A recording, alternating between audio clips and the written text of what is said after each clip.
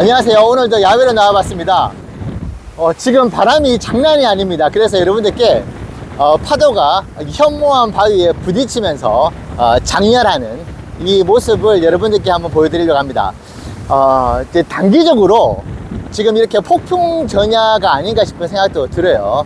지금 주가가 어느 방향으로 지금 뭐 상방으로 갈지 하방으로 갈지 알 수는 없는 그런 상황입니다. 주가가 지금 많이 올랐습니다만 여전히 우리는 지금 뒤에 보시는 폭풍 전야의 상황이라고도 저는 생각이 드는데요. 자, 그 이유를 오늘 말씀 한번 드려보겠습니다. 자, 11월 6일 날 주총이 있죠. 그때까지의 흐름, 그러니까 지금 9월 말인데 9월 말부터 주총이 있는 11월 6일까지의 제가 생각하고 있는 테슬라 투자를 5년 하면서 체득하게 된 경험을 바탕으로 앞으로 그러면 이렇게 주가가 흘러갈 수 있겠다, 이런 모멘텀들이 자리 잡을 수 있겠다. 그럼 여기서 기회도 있고 리스크가 존재할 것 같은데요. 하나하나 말씀드려 보도록 하겠습니다. 자, 지금 제가 왜 이렇게 제주도에 바람 부는 파도가 몰아치는 이 날씨와 지금 주식시장이 유사하냐, 저는 이제 지금 조정이 언제든지 와도 사실 이상할 게 없는 상황이잖아요. 자, 그러면 시장에서는 조정의 빌미를 얻으려고 할 겁니다. 요런 지금 상황이 발생했기 때문에 한번 조정을 세게 줘도 되겠다. 자, 지금 어떤 이슈가 있느냐. 자, 9월 30일까지 미국 정부에서 예산안이 통과가 되어야 합니다. 자, 그렇게 이제 예산안이 통과가 혹시 되지 않을 경우에 만약에 자, 어떤 일이 벌어지냐. 10월 1일부터 미 정부가 셧다운에 들어갑니다. 이것이 제 기억에 2021년도인가 2022년도에 한번 왔었어요. 그러니까 지금 우리나라도 여야가 대치를 하는 상황이 왔었을 때 이제 예산을 통과 안 됐을 경우에 문제가 발생하는데, 이제 미국 같은 경우에는 셧다운이라고 해가지고 미 정부가 일시에 마비가 됩니다. 자, 그럼 어떤 일이 벌어지느냐. 미국에서 근무하고 있는 공무원들 있잖아요. 공무원들의 급여가 제공이 되지 않는 상황이 벌어집니다. 야, 설마 그런 일이 벌어지겠어. 자, 그런데 지금 아시는 바와 같이 공화당과 민주당의 이 대립각이 정말 첨예하게 지금 대립을 하고 있잖아요. 자, 그런 상황에서 무슨 일이 벌어질지 모릅니다.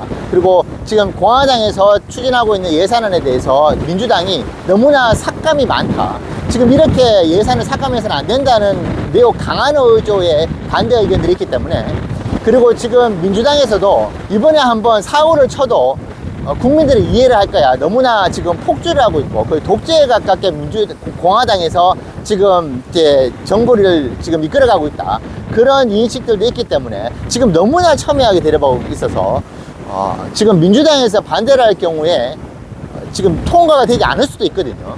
자, 그런 상황이 9월 30일하고 10월 1일에 올 수 있다. 그러면은 그 이전에 이 리스크가 불확실성으로 대두가 될 수 있다. 자, 그리고 유럽에서 지금 뭐 프랑스가 흔들흔들 거리잖아요. 자, 이 부분 역시도 하나의 트리거가 될 수 있습니다. 아무리 지금 유럽이 전반적으로 경제상이 안 좋다 하더라도 유럽은 유럽이거든요. 근데 그 중에서 대장격인 프랑스가 위태위태하다. 자, 이것은 매크로적으로 봤었을 때 시장에 충분히 하방 압력을 가할 수가 있다. 자, 그렇게 볼 수 있습니다. 그래서 매크로적으로 테슬라 주가가 아무리 센 흐름을 보인다 하더라도 매크로가 무너지면 테슬라도 영향을 받을 수밖에 없죠. 물론 개별주로서 혼자 독약청청 올라갈 수도 있겠지만, 그래도 매크로 환경이 이게 규모 자체가 시장에 충격을 갈 수 있는 규모 자체가 크다고 한다면 우리가 투자를 하는데 감안을 해볼 필요가 있다. 자, 그러면 테슬라의 주가 흐름을 개별주로서 한번 보게 된다면은 이제 10월달로 들어가면서 저는 이제 다음 주부터 본격적으로 실적 장세에 돌입을 할 수 있다고 봅니다. 지금 뭐 로보택시부터 옵티머스 그 이외에 여러 가지 호재들이 나오곤 있지만은 결국은 실적이 모든 테슬라 주가를 견인한다고 보거든요. 자, 그러면 미래에 대한 프리미엄에 대한 부분도 일단은 아마 시장에서 내려놓고 10월 2일날 인도랑 발표부터 10월 22일로 생각이 돼요. 10월 넷째 주 미국 시간으로 수요일, 한국 시간으로는 목요일 오후 5시라고 보면 저는 한국 시간은 10월 23일 아침, 미국 시간으로는 10월 22일날 실적 발표가 있을 건데, 그 기간 동안에는 테슬라의 실적에 의해서 주가가 좌우가 될 수 있다. 자, 그러면 과거는 어땠었냐? 지금 실적에 대한 기대가 크죠. 특히 인도량에 대한 기대가 크고 에너지 사업에 대한 성과도 2024년 3분기 때 불과 6.9 기가와트 아워의 실적밖에 나오지 않았습니다. 그러면 이번에 만약에 뭐 13기가와트, 16기가와트, 많게는 18기가와트까지 나오면은 전년 동기 대비해서 3배가 늘어나는 에너지 사업의 퍼포먼스가 있는 것이거든요. 그러면 1기가와트가 늘어날 때 3,500억, 하나로 3,500억 원의 이제 가치가 매출이 발생합니다. 자, 그러면 만약에 16.9기가와트 아워가 이번 3분기에 나왔다. 그러면은 3.5조에 달하는, 3.5조억에 달하는 이제, 매출의 상승이 있는 것이잖아요. 자, 그러면 이제 순이익을 30%만 놓고 보더라도 1조에 가까운 순이익의 증가가 전년 동기 대비해서 벌어지게 됩니다. 그러면 이것은 지금 연구개발비를 엄청나게 많이 사용을 하고 있잖아요. 이 부분들이 그냥 에너지 사업만으로도 모두 충당이 될 수 있는 그런 상황이 있다. 자, 그래서 만약에 그 부분들에 대한 기대감이 계속 이어진다고 한다면 다음 주죠. 다음 주부터 본격적으로 실적 시즌이 시작이 된다. 테슬라는. 그러면 주가에는 보통 이런 경우에 우려보다 기대가 많은 경우에 선반영이 되어서 주가가 올라가는 경우가 있다. 근데 여기서 이제 우리가 생각해 볼 필요는 있죠. 자, 그러면 지금 425달러의 주가가 인도량에 대한 기대감, 그리고 에너지 사업에 대한 성장의 기대감이 선반영이 되어 있는지 아닌지, 그러면 이게 50% 반영이 되는지 100% 반영이 되어 있는지는 우리가 한번 각자의 시각을 가지고 한번 판단해 볼 수 있다. 저도 정확하게 이것이 100% 선반영이 되는지 50% 선반영이 되는지는 알 수가 없는 상황인 것 같긴 해요. 자, 그러면은 인도량 발표와 에너지 사업의 성적이 나오고 난 뒤에 그럼 주가 흐름이 어땠느냐?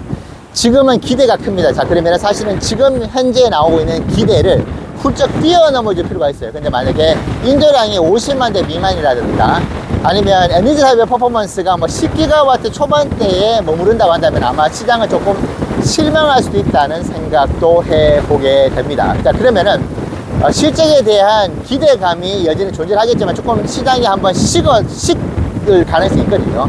아, 실적이 그냥 고만고만 할 수도 있겠다라는 생각이 들면은 주가가 횡보하거나 조금 그전에 올랐던 주가가 조금 빠질 수 있는 어떤 그런 가능성도 배제할 수는 없는데, 만약에 이제 인도량이 50만 대가 넘어가고 에너지 사업이 뭐 14기가와트 아워, 15기가와트 아워에 준하는 그런 성적이 나올 경우에는 주가는 일시적으로 조정이 있겠지만은 10월 22일 날 실적 발표 때까지 그래도 점진적으로 상승할 가능성이 있다. 인도량 결과가 시장의 기대를 넘어설 경우에 실적 발표 전까지 주가는 상승 흐름을 보여왔어서 거의 80% 확률입니다. 근데 이제 생각보다 인도량과 에너지 사업이 기대에 못 미치는 경우에는 실적 발표 전까지 주가는 하방 압력을 받을 수 있다. 그래서 야, 지금 뭐 실적이 그렇게 중요해라 하지만 여러분들 만약에 이번 실적이 55만 대가 나오고 58만 대가 나왔다고 생각하면 시장은 아마 주가를 실적 발표 그 당일날에 인도량 발표 당일에 10% 이상 두 자릿수의 상승을 만들어 줄 수도 있습니다. 그래서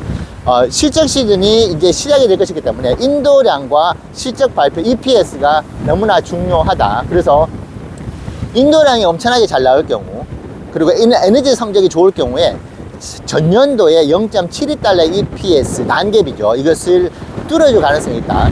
탄소 크레딧이 5천원 가까이 갖추고 연구개발비가 천문학적으로 조 단위가 전년 동기에 비해서 늘어났음에도 불구하고 이 부분은 모두 커버를 하고 EPS가 전년 동기에 비해서 늘어났다. 이것은 시장에서 너무나 크게 환호할 수 있는 것이고, 자, 근데 여전히 정말 큰 투자 비용이 들어가는 부분, 탄소 크레딧이 떨어지는 부분들이 있기 때문에 결국은 EPS가 한계에 이르렀구나, 한계에 다다를 수밖에 없겠구나 하는 시장에 좀 아쉬운 부분이 있다고 한다면 주가가 조금은 아쉬운 방향으로 흐를 수도 있다. 그렇게 판단해 주시면 좋을 것 같고, 저는 이번 인도량에 대한 결과를 그래도 제가 일전에 좀 너무나 좀 불리시하게 본 건 아닌가 싶지만 50만 대 이상은 나올 수 있다고 보거든요. 지금 유럽에서의 인도량에 대한 그 상승분이 계속 이제 9월달로 가면 갈수록, 시간이 흐르면 흐를수록 이제 본격적으로 턴어라운드를 하고 있다는 시간들이 있는 것이고, 자, 내일 이제 중국 주간 판매에 나오는데 아마 피치를 올리지 않을까 싶어요. 나머지 2주 동안에 피치를 올릴 수가 있고, 그리고 이제 9월달에 이제 어디입니까? 미국에서의 이제 보조금 폐지로 인해 가지고 물량이 지금 보니까 뭐 대리점에 전시가 되어 있는 그 전시 모델들도 이미 동이 났다는 이야기도 들릴 정도로 현재 인도랑에 대한 기대감이 매우 크다고 볼 수가 있습니다. 그래서 아마 주가를 과연 펌핑을 시킬 수 있을 것인가라는 최대 관건은 아마 에너지 사업이 될 것 같아요. 에너지 사업이 폭발적인 성장할 경우에 이게 어떤 시너지가 날 수 있느냐.